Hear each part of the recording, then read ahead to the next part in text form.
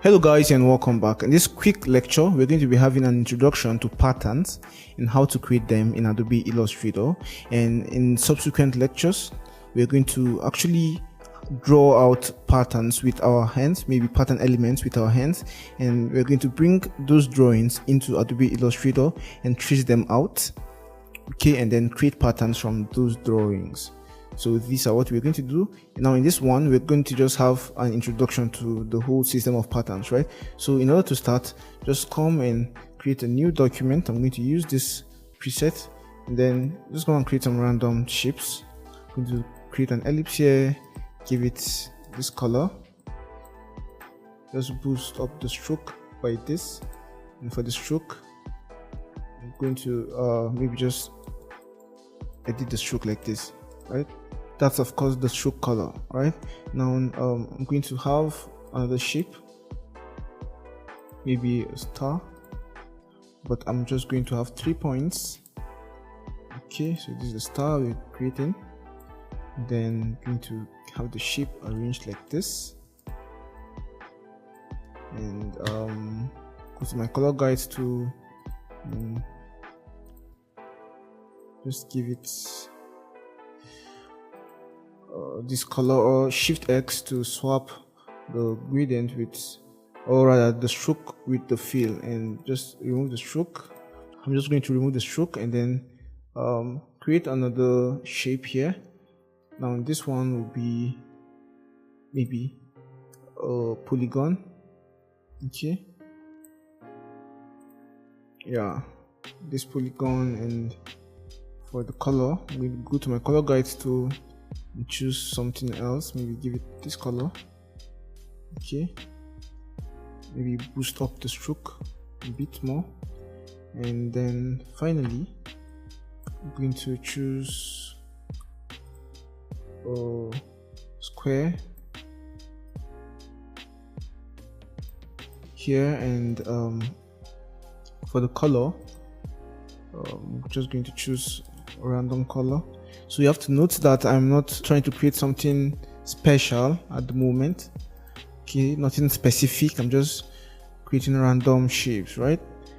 Okay, and then finally we will then create our final shape, and I just want to have a shape like this. Shift X and then boost up the stroke like this.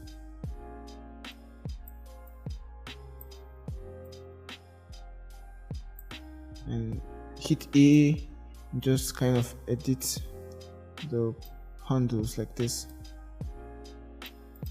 Perfect. Now what do I want to do then? Just want to select all of them, reduce the size a bit, and then selecting them, I'm going to go to object, go to pattern, and then make. Now we then see this message which tells us that the new pattern has been added to the swatch panel. Okay, so and we can see that immediately Adobe Illustrator now creates a new pattern for us with our or from our shapes, right? Now this is the pattern box, and everything we do here will be replicated in all the other pattern boxes, or in all the other pattern spaces, right? Now we can maybe bring this guy here, bring this guy here, bring this guy here, reduce the spaces like this. Okay, and we can even come and add more stuff. Maybe we can come and add this. We reduce the edit the color to maybe something close to orange. Okay, maybe add another one here. Maybe this guy could be blue. Okay, we add another one here.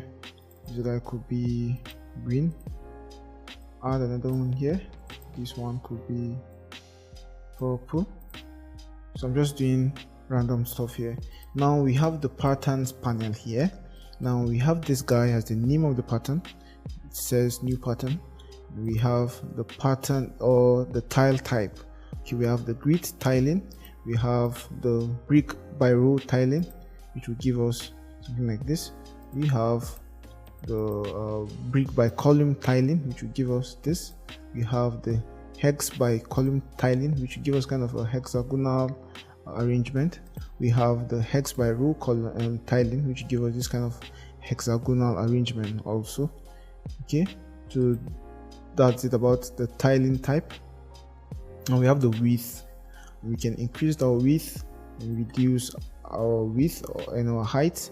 We can see the changes right away, and we can kind of connect them, whereas so that when we reduce or increase one of the sides, we have the other one increase or reduce in proportion to the one we are reducing, right? And then we have this one, which will actually size the tile to art. Okay, we have move tile with art, and all of this will just help us in making adjustments to the size and the position of our patterns, right? And we also have this overlap feature here, which will enable us determine how our patterns will overlap with each other if they overlap. Okay, so let's say we have this guy here overlapping with this other pattern, and we now have the ability to make them appear above, okay, or below, depending on what our overlapping looks like, right? So we can see the changes being made. I'm just going to undo.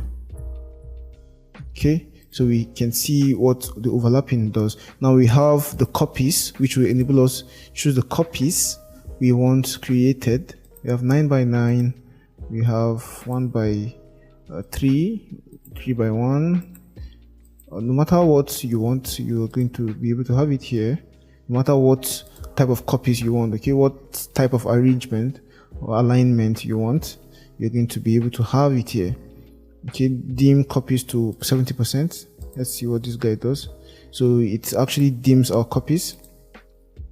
Okay, we don't want to dim our copies totally. We would want to maybe see them in maybe 70% opacity, so that we see what we are doing before we conclude, right?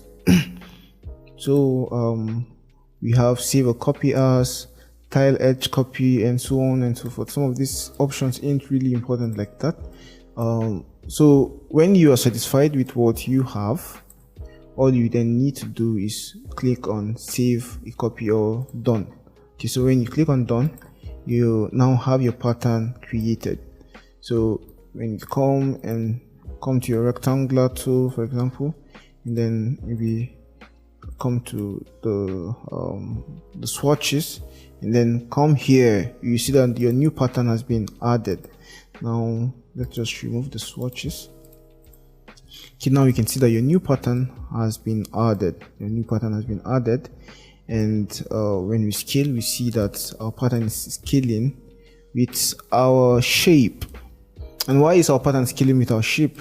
What if we want our pattern to scale, or what if we want our shape to scale independent of our pattern?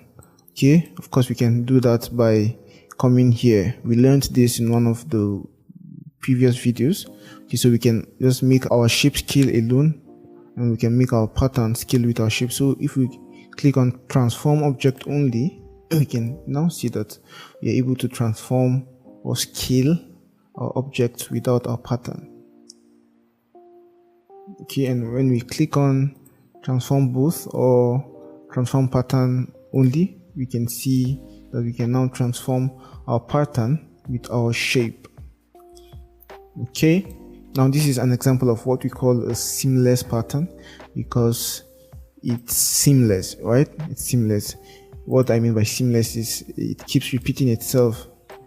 Okay, it doesn't have an end, it just keeps repeating itself depending on what surface or what surface you want it to cover. Okay, so it can keep repeating itself and keep going and keep tiling and keep going. So that's what we call a seamless pattern. Okay, so I'm just going to take this guy to both and close the transform panel here, delete these guys. Yeah, so guys, that's it for an introduction to how patterns work. So in the next lecture, we're going to be creating more interesting patterns from our drawings and doing more cool stuff. Okay, so see you in the next one. Bye bye.